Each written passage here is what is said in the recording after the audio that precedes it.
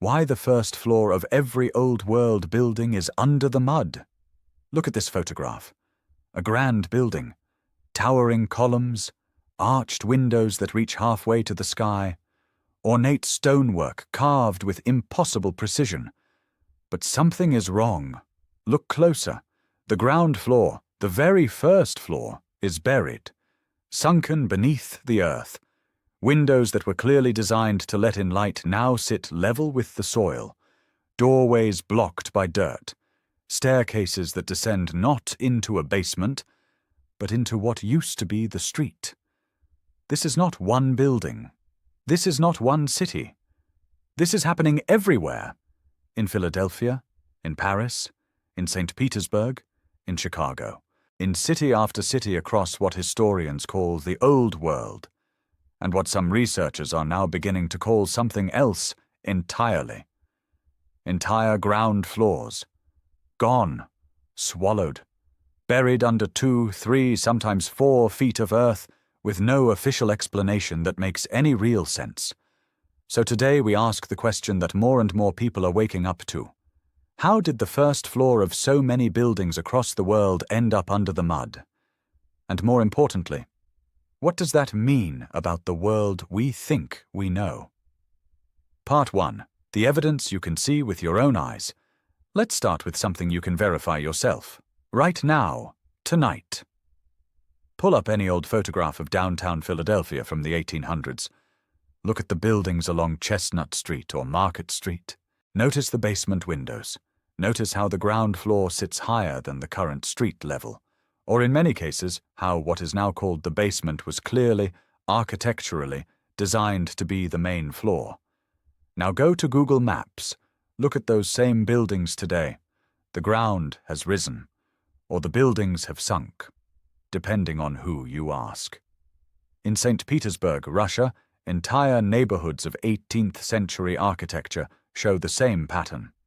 The first floor, sometimes called the piano nobile in European architecture, sits partially or fully below modern ground level. Historians will tell you this is because of flooding, because of gradual urban fill, because of changing street grades over centuries of construction. But here's where it gets interesting. If cities gradually raised their streets over decades and centuries, that's a process that takes time, coordination, and enormous amounts of labor. Someone had to bring in all that dirt. Someone had to plan it. Someone had to pay for it. And yet, in city after city, there are no records of this happening. No city council minutes approving the project, no contracts with laborers, no budget allocations for importing millions of cubic yards of soil, no newspaper articles complaining about the disruption, just buildings, half buried, as if the earth simply rose around them overnight.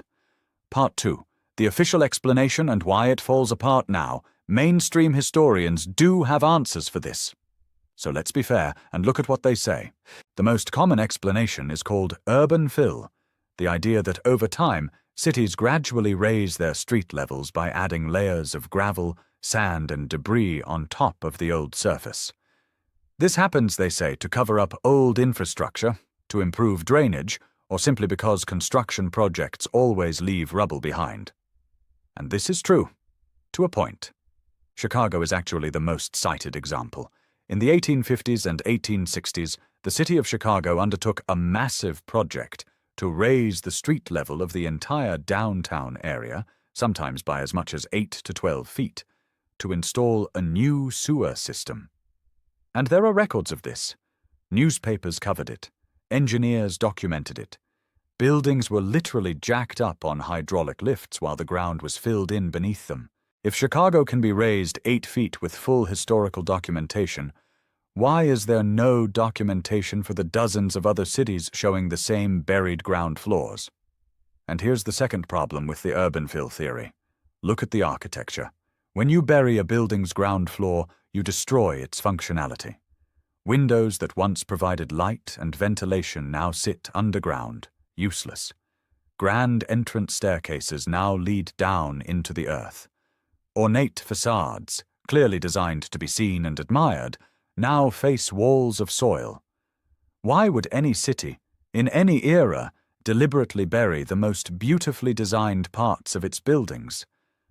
It makes no sense, unless the burying was not deliberate. Unless something else happened. Part 3. The Mud Flood Theory.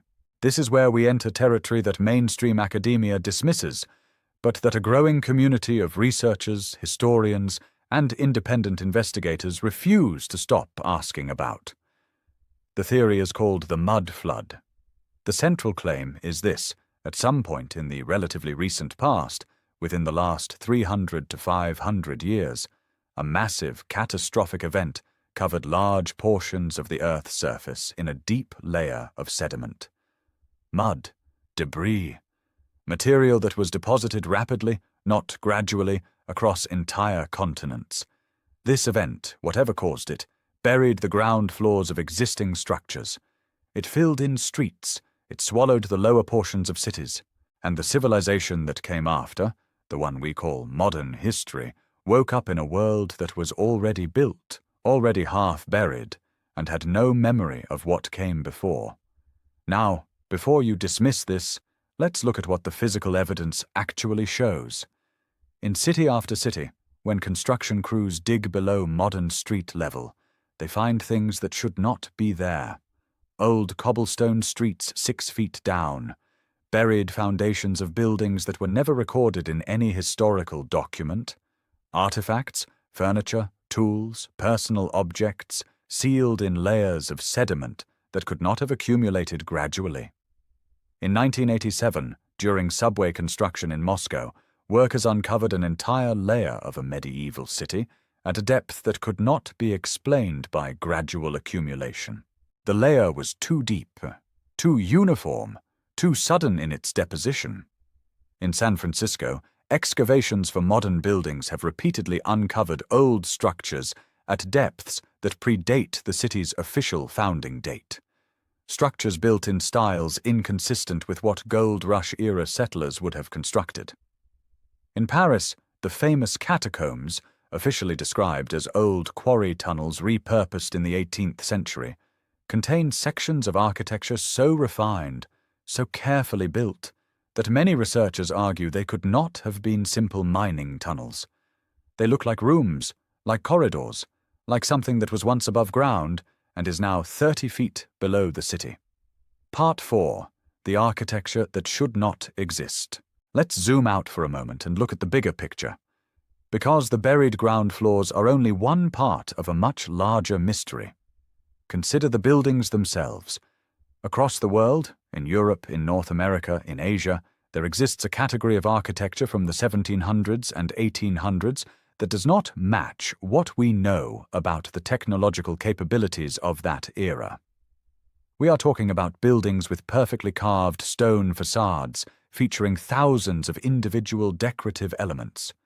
Buildings with massive domes built without modern cranes or steel frameworks. Buildings with internal proportions so mathematically precise that modern architects study them with awe. The official story is that these were built by hand, by armies of skilled craftsmen working with simple tools over decades of patient labor. But when you look at the scale of what was built, and the timeline in which official history says it was built, the numbers do not add up. St. Isaac's Cathedral in St. Petersburg. Construction officially began in 1818 and took 40 years. It contains 112 monolithic granite columns, each weighing 114 tons. Moving and raising each of those columns required technology and logistics that engineers today say would be extraordinarily challenging, even with modern equipment. How did they do it in 1820?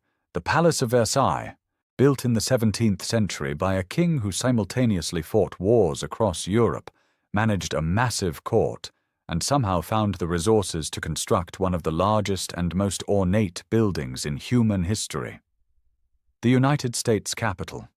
Supposedly begun in 1793, when the United States was a newborn nation with virtually no industrial capacity, no established construction industry, and a population concentrated in small towns and farms. Yet within decades, Washington, D.C. was filled with massive neoclassical structures of breathtaking complexity. The official answer is always the same: human ingenuity, determined labor, exceptional leadership. But a growing number of people are asking a different question. What if these buildings were not built by the civilization that claimed them? What if they were inherited? Part 5. The Reset Civilization Hypothesis. Here is where the research leads, and it is not a comfortable destination.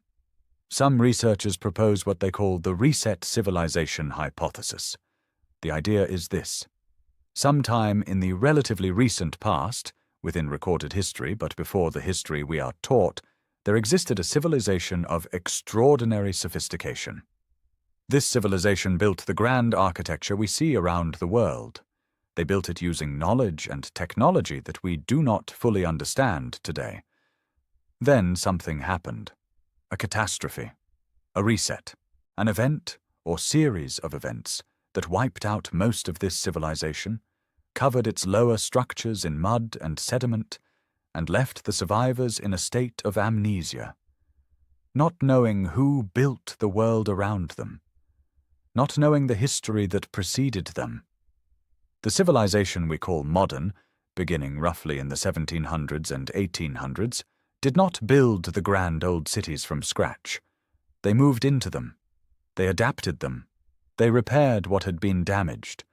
They claimed authorship of what was already standing. And the mud, the layer of sediment burying the ground floors of buildings across the world, is the physical fingerprint of the event that separated the old world from the new. Now, this is a hypothesis. It is not proven. It is not accepted by mainstream academia, but the physical evidence raises questions that mainstream academia has not answered. Why are the ground floors buried? Why is there no documentation for the filling process? Why does the architecture exceed the documented capabilities of the builders? Why do so many cultures around the world share legends of a great flood, a great catastrophe, a golden age that was lost? These questions deserve to be asked. They deserve serious investigation, and more people than ever before are beginning to ask them. Part 6. What you can research yourself. You do not have to take anyone's word for this. Here are things you can investigate yourself right now. First, look up old photographs of any major American or European city from the 1800s. Compare the ground floor levels of buildings in those photographs to the ground floor levels of those same buildings today. In many cases, you will see the difference clearly. Second, search for construction records, excavation reports, and underground discoveries in your own city. Local historical societies and city archives often contain documentation of underground findings that never made it into mainstream history books. Third, look at the orphan train movement of the 1850s through early 1900s in America. Between 1854 and 1929, an estimated 250,000 children with no identified parents, no known origins, no family history were transported by train across the United States and placed with farming families. Official history calls this a social welfare program. But some researchers ask, where did 250,000 orphans come from? What event produced that many children with no living family members? Fourth, research the 1876 Philadelphia Centennial Exposition. The exhibits included machinery, technology, and manufacturing processes that should not have existed given the industrial development timeline we are taught. Some researchers argue the exposition was not a showcase of new American innovation. It was a reintroduction of recovered technology from a prior civilization. Fifth, look at the pattern of world fairs in the late 1800s. City after city hosted massive exhibitions featuring enormous, magnificently constructed buildings that were then demolished within a year or two of the fair's end. Why build something that grand and tear it down, unless the demolition was necessary to prevent people from asking too many questions about how it was built? Part 7. The questions that remain. We do not have all the answers. Anyone who tells you they do is not being honest with you. What we have are patterns, anomalies, evidence that does not fit the official story, buildings buried under mud with no record of how they got there, architecture that exceeds the documented capabilities of its supposed builders, a worldwide layer of sediment that appears in geological and archaeological records as a sudden, rapid event rather than a gradual accumulation. Legends from nearly every culture on Earth describing a lost golden age, a great catastrophe, and a civilization that came before, and a mainstream academic establishment that dismisses all of this, not with evidence but with silence, with ridicule, and with the refusal to engage with the physical facts. The mud is real. You can see it. You can measure it. You can dig down to the buried windows and touch the stonework yourself. The question is not whether something happened. The question is, what happened? And why have we not been told? Outro: next time you walk past an old building, look down. Look at where the ground meets the stone. Look at the windows that sit just below eye level. Look at the staircases that descend to doors that should have been entrances. Ask yourself, who built this? When did the ground rise? And what was here before? Because the earth does not lie. The mud does not lie. And somewhere beneath the streets of every old city in the world, the first floor of a civilization we have forgotten is still waiting to be found. If this made you think differently about the world around you, share it with someone who needs to hear it. And if you want to go deeper into the hidden history of our civilization, the next video is already waiting for you. The story is only just beginning.